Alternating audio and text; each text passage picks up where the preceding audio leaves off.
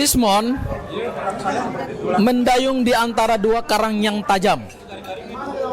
Di satu sisi dia mendayung di antara karangnya Pak Jokowi, tapi di sisi yang lain dia juga mendayung di antara karangnya para pendukung Pak Jokowi, yang hari ini sudah ada tim yang pulang dari Jepang mendapatkan fakta-fakta terkait dengan ijazah dari Yamaguchi, dan saat ini sedang berproses di Polda Metro Jaya. Artinya yang mau saya katakan adalah Rismon berusaha keluar dari laporannya Pak Jokowi dan akan segera mendapatkan RJ, karena kita lihat kemarin sudah ada pertemuan dengan pihaknya Pak Jokowi, kuasa hukumnya juga.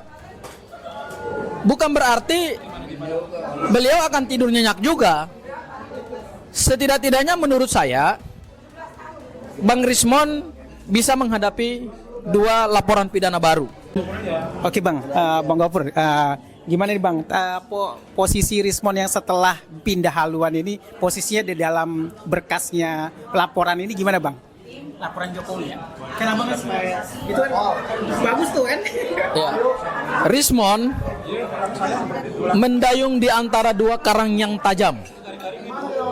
Di satu sisi dia mendayung di antara karangnya Pak Jokowi, tapi di sisi yang lain dia juga mendayung di antara karangnya para pendukung Pak Jokowi, yang hari ini sudah ada tim yang pulang dari Jepang mendapatkan fakta-fakta terkait dengan ijazah dari Yamaguchi, dan saat ini sedang berproses di Polda Metro Jaya. Artinya yang mau saya katakan adalah Rismon berusaha keluar dari laporannya Pak Jokowi dan akan segera mendapatkan RJ, karena kita lihat kemarin sudah ada pertemuan dengan pihaknya Pak Jokowi, kuasa hukumnya juga. Bukan berarti beliau akan tidur nyenyak juga.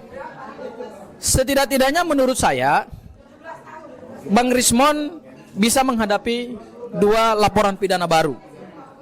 Yang pertama terkait dengan ijazah Yamaguchi yang sekarang sedang berproses, dan yang kedua ketika Bang Rismon mengubah hasil penelitiannya secara drastis dalam waktu yang sangat cepat, dan itu dilakukan secara subjektif, bukan objektif. Seorang peneliti itu boleh mengubah hasil penelitiannya, tetapi harus berdasarkan data objektif. Yang dilakukan Bang Rismon mengubah hasil penelitian bukan berdasarkan data objektif, tapi berdasarkan subjektifnya dia.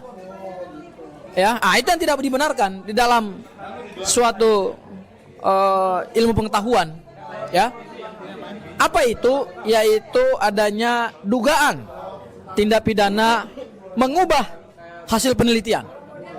Yaitu apa? Memberikan keterangan palsu di sidang citizen lawsuit yang dapat diancam dengan pasal 373 KUHP yang baru. Jadi ketika beliau mengubah hasil penelitiannya secara drastis, ingat itu mengandung konsekuensi hukum, dan seseorang itu tidak boleh mempermainkan hukum semaunya dia. Dia tanggal 18 Februari 2026 memberikan keterangan di bawah sumpah di peradilan umum, yaitu di Pengadilan Surakarta, di dalam persidangan gugatan citizen lawsuit, dan kemudian setelah itu dia ubah lagi hasil penelitiannya, maka itu akan mengandung konsekuensi bagi Bang Rismon. Artinya saya melihat bahwa langkah yang dilakukan oleh Bang Rismon itu tidak bisa secara hukum membebaskan beliau 100%. Itu hal yang pertama. Hal yang kedua, kita bertanya, kenapa detik-detik terakhir ini Bang Rismon mengubah hasil penelitiannya? Menurut saya ada the invisible hand, ada tangan-tangan tak terlihat yang memberikan intervensi kepada Bang Rismon, dan tangan-tangan tak terlihat itu bisa ada di dalam lingkaran internalnya dia, berupa mungkin para kuasa hukum yang mendampingi, kemudian juga ada pihak eksternal yang mempressure, memberikan ketakutan, sehingga secara tidak sadar Bang Rismon harus mengikuti apa yang mereka skenariokan. Jadi saya lihat apa yang terjadi dengan Bang Rismon itu tidak murni objektifnya dia, tetapi subjektifnya dia juga didukung dengan adanya the invisible hand yang bermain untuk mengarahkan Bang Rismon supaya segera melakukan RJ dan meminta maaf kepada Pak Jokowi. Abang sebelumnya pernah mengadvokasi, ada tanda-tanda ini kelihatannya agak berbalik arah nggak sih sebelumnya jauh? Oh, ini perubahannya sangat radikal. Dan perubahan itu kan terjadi beberapa minggu belakangan ya. Memang saya selaku kuasa hukumnya Bang Rismon saat itu sudah berakhir sebelum gelar perkara khusus. Jadi saya ini mantan kuasa hukumnya Bang Rismon. Ya, mantan kuasa hukumnya Bang Rismon. Nah, saya lihat memang setelah gelar perkara khusus pada saat ijazah itu ditunjukkan dan kemudian ada narasi dari pihak sebelah bahwa ada emboss, ada watermark, ada lintasan stempel, padahal yang saya lihat pada saat gelar perkara khusus itu tidak ada. Karena saya melihat loh. Ya, saya pelaku di dalam gelar perkara itu. Ya, saya pastikan tidak ada emboss, tidak ada watermark, tidak ada lintasan stempel. Tetapi kemudian ada narasi-narasi yang dibangun dari kubu sebelah bahwa ada emboss, ada watermark, ada lintasan stempel, dan kemudian juga ada tekanan terhadap Bang Rismon berupa LP yang dilakukan oleh para relawan.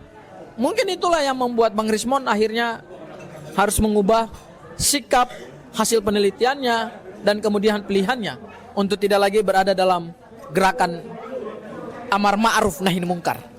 Setelah berubah ini kan Bang Rismon pernah menyatakan akan menjadi kubu, jadi lawan dari Rais Nurul. Nah, itu berefek hukum nggak? Iya, saya kira itu adalah poin-poin kesepakatan mungkin di dalam RJ. Karena RJ itu kan, iya dong. Karena syarat RJ itu kan harus ada kesepakatan, harus ada ganti kerugian loh. Mungkin ganti kerugiannya bukan uang, tetapi ganti kerugiannya adalah memulihkan nama baik Pak Jokowi dengan cara apa?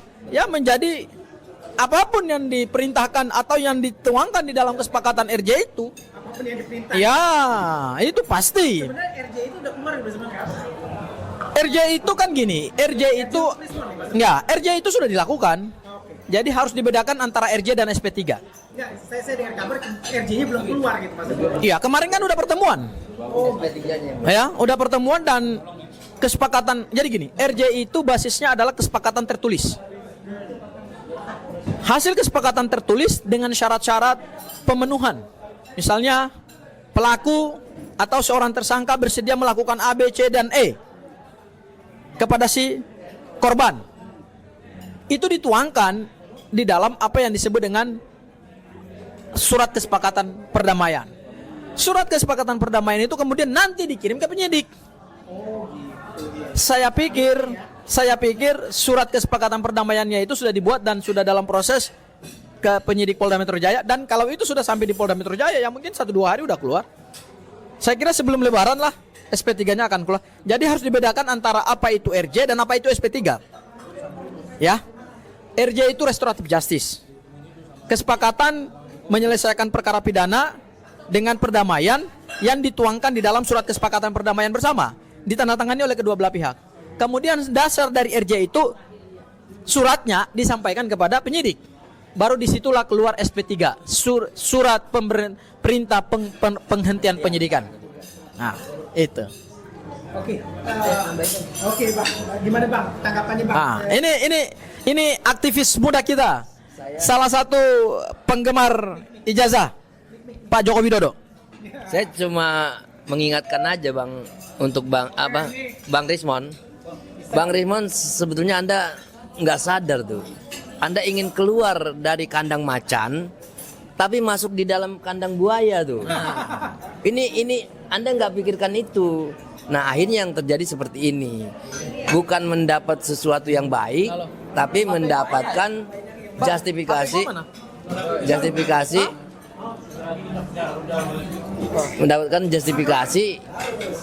di labeling sama masyarakat pengkhianat akhirnya. Itu aja Bang Rismon, Anda coba dipikir ulang, kalau masih bisa kembali. Kalau memang nggak bisa ya berarti Anda sudah mengambil keputusan yang final. Itu hak Anda, kita juga harus menghormati. Makasih.